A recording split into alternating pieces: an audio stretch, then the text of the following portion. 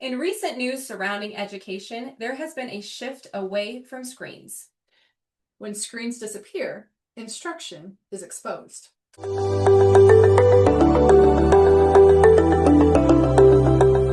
Welcome to Integrated EDU, where innovation meets education. Here we explore fresh strategies, creative learning pathways, and powerful tools to boost student engagement and growth. Let's elevate education, one idea at a time.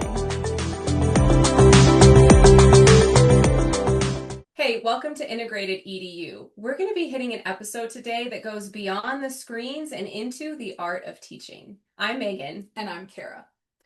If you've been following along in the news recently, you've probably heard some of these stories. One is an example of Missouri. They are introducing a law that is going to require 70% of their instruction is paper pencil for K-5 students. And they're also talking about making all of their textbooks printed. Mm-hmm. Now, this is something that's just been introduced as a law that could be passed. Mm-hmm. Another thing that's kind of happening around the world of education as it relates to screens and limited screen use is we're having a middle school in Kansas that just went through and they're no longer giving each student their own assigned Chromebook. Mm-hmm. So they're not taking home those devices anymore, and they're trying to limit screen time that way. You see many schools across the United States that are also now starting to ban cell phones when students enter the school buildings as well. So a lot of this is starting to happen in our districts, and it can be very overwhelming for us as educators. And it's because that no one is saying like, all right, we're taking away this technology and now what do we do instead? Yeah.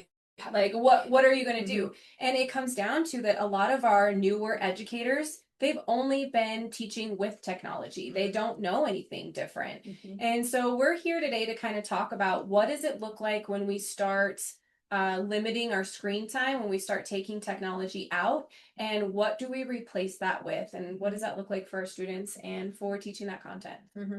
Absolutely. Now, the really cool thing is, let me backtrack. A lot of times when we start hearing these stories in the news, we can kind of get the hairs raised on our necks a little bit. We start getting a little bit worried because technology can and is a big part of the education system here in the United States. However, with limiting some of these screen time usage, we view it as more of an opportunity. Mm-hmm. It's an opportunity for us to really bring back that art and that craft of teaching. Teaching is a craft of bringing in different pieces and being creative and being able to figure out how are these students going to learn best. And I feel like some of that can be lost when everything is on a screen. And so we kind of see this as not necessarily a bad thing, but more of an opportunity to bring back the craft of teaching, the art of teaching, and some creativity. Yeah. And let's be very clear, we are not anti-technology. No. In fact, we have been saying for a very long time that we are all about purposeful technology. And when Kara and I, it was like 2016 when we were teaching, and we were awarded a grant for one-to-one iPads in our classrooms. Mm-hmm. And I remember that moment, we were stoked. So excited to put this in. But what came along with that, the training, was what was called the SAMR model, SAMR. You can look it up. But basically the idea behind this was thinking about yourself in a swimming pool. The lower part was the shallow end, all the way to the deep end. And so when you were planning technology lessons, you were thinking, where do I fall on the SAMR model? Mm-hmm. The S was substitution. So if you were planning a lesson and it fell into substitution, you could do that lesson that you're trying to do on your iPad, paper pencil. Mm-hmm. And you're trying to stay away from that, because if you're just substituting, why are you doing it? What's the purpose? So it all went all up to redefinition, which was you couldn't do this task without the use of technology. Mm-hmm. they also put that it was the deep end of the pool, because if you stay there long enough, you're drowned. It's too much It's too work. much. It's too much work on educators. So you kind of like stayed in that middle area, trying to stay away from just substituting what you were doing and redefining some of those. So I remember Kara and I planning lessons where we were hitting that redefinition stage with our students, but it was such purposeful technology. Yes. And I think that we need to go back to that. We need to go back to, why are we using tech? What's its purpose? Absolutely. And I think that is the basis of some of what is happening on these decisions that these districts are making, is because so much of what we see right now is that substitution level. And so we, as educators, it's an opportunity for us to kind of reflect and think, you know, why am I doing this on the screen? Is there a different way for me to get this content across? Is there a different way for students to show their understanding rather than just submitting, you know, something via a platform on the screen? How can we get students interacting a little bit differently? Yeah. And you know, it's not going backwards with technology, but it's creating space for. Yes. Right? So we're taking out this technology, the use of technology, so much of it, and we're making space for other things. You know, I feel like our students are losing the problem solving skills, collaboration, you know, some of the what we would call those soft skills. And there's so much inundated with tech and device and right in your face. And our job as educators is to help build that up, to give them the skills to problem solve, to be okay working through something when it gets hard, and being able to do that with their peers as well. Absolutely. And part of the limiting screen time use, it's now how we said at the beginning, now we have to figure out, how are we going to bring back the art and the craft of teaching? What are we going to do? Because like we said, Meg said at the beginning, a lot of our new teachers, they have not had to teach without screens before. And if you're like us, we have been in the time where you may not have had a screen at the beginning of your teaching career. We have to think back a little bit, and we have to figure out, how can we bring back the hands-on, the collaborative learning, where the technology that's used is purposeful, but yet kids are engaging with content, not just in a way of technology, but also in different paths. So this is kind of coming at a great time for us, because we talk a lot about pathways of learning. We've identified 7 different pathways. One of them is technology. Like I said, we talk very purposeful about how we use that, but this could be a way that if you're feeling kind of overwhelmed or not sure where to go now that screens are being limited, what do I do now? We really want to talk to you about what pathways of learning is. It's bringing in different things like the visual arts, movement, music, storytelling, auditory. You're finding a different way to teach the same lesson, the same content that you need. You're just looking at it differently without technology. What else could you do? And we want to be clear that when we're talking about pathways, it's an approach to instruction. This is not something extra. This is not something on top of what we're already trying to teach. It is simply embedded into what we're already doing. For example, we all have content standards or objectives that we're trying to hit with a certain lesson.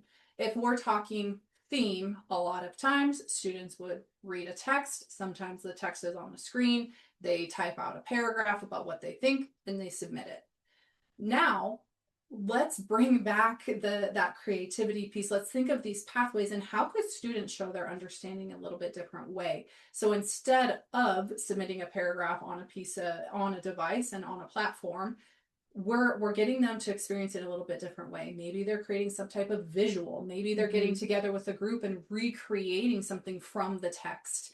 So we're not wanting to add something to our teachers' plates. What we're trying to share is something for you to think about how you could give instruction a little bit different way, or give access to content for students in a different way. Yeah, you're just making a small shift. Yeah, you're taking what is it that you need your students to understand and know, and shift it to something that's a little bit more creative, or with their entry point, because every student has a different entry point of how they understand information. And like we want to be clear as well when we are asking or designing lessons and instruction in this way. We're not lowering expectations with No. students. We are not lessening the rigor that they're experiencing in these lessons. We are simply creating more access points for them. Mm-hmm. We are simply trying to create deeper understanding of the content, and the rigor is still there. The high expectations are still there. And honestly, the kids walk away with such greater understanding than what they would otherwise. You know, and when you talk about Missouri and they're having that 70% a paper pencil versus tech, what makes me cringe a little bit is thinking that now we're just going to go to 70% worksheets and Yes. paper Yeah. and I'm packets. worried about that as well. Yeah, Yes. we are saying right now that 70% of paper pencil does not equal worksheets and packets. In fact, that is the opposite of what we need to do. So let's think about that SAMR model that we were just talking about. When we introduce technology, we were thinking, is this substitution or are we redefining what we're doing? Let's look at it backwards. If we're taking away tech and we're going to paper pencil, are we just substituting what we're doing on the technology device with paper pencil, or are we redefining it? So can you do the experience, can you do the lesson without tech, but it can't be done without paper pencil? You know, like looking at it in that way, that we're not just substituting for something else. Yeah, one for the other. Yeah. And the basis behind that is kind of the art and craft and the beauty of teaching and instruction is not handing a kid a piece of paper and say fill in the blanks. Yeah. That is not the beauty and the craft of teaching.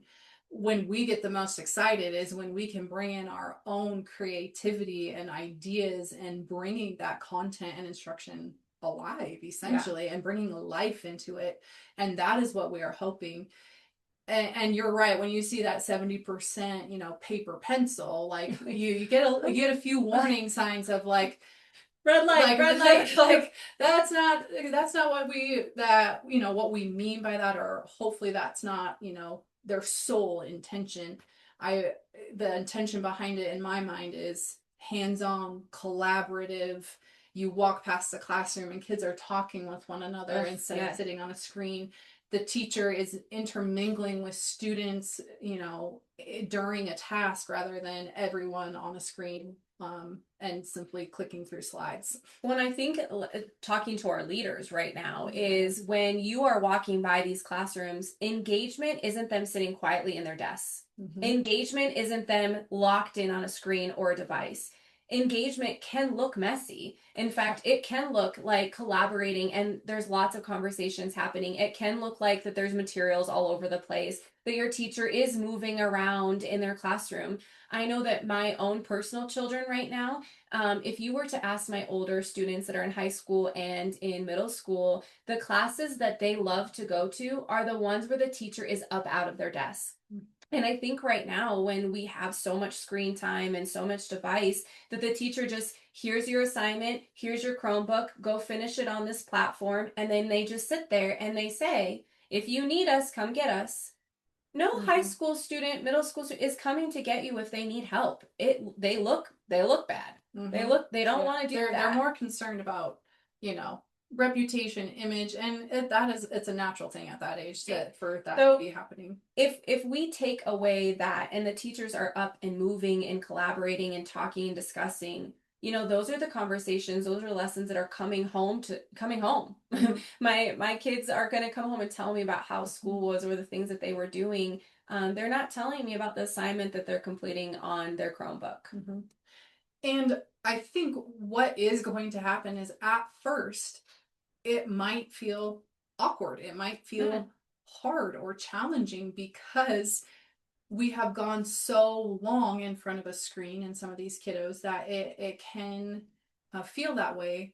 But when putting in these pathways consistently, those students are going to understand and learn, oh, learning in this class is going to look a little bit different now. And you will be amazed at how much more engaged students come, how much deeper the students are connecting with the content.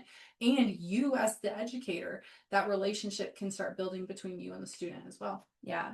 So what do you do from now, right? And as an educator, if I was listening to this and I had only been using tech, or I kind of forgot what it looked like to do the art of teaching, I would be feeling very overwhelmed. Yes. What do I do next? Never mind, I'll just do this.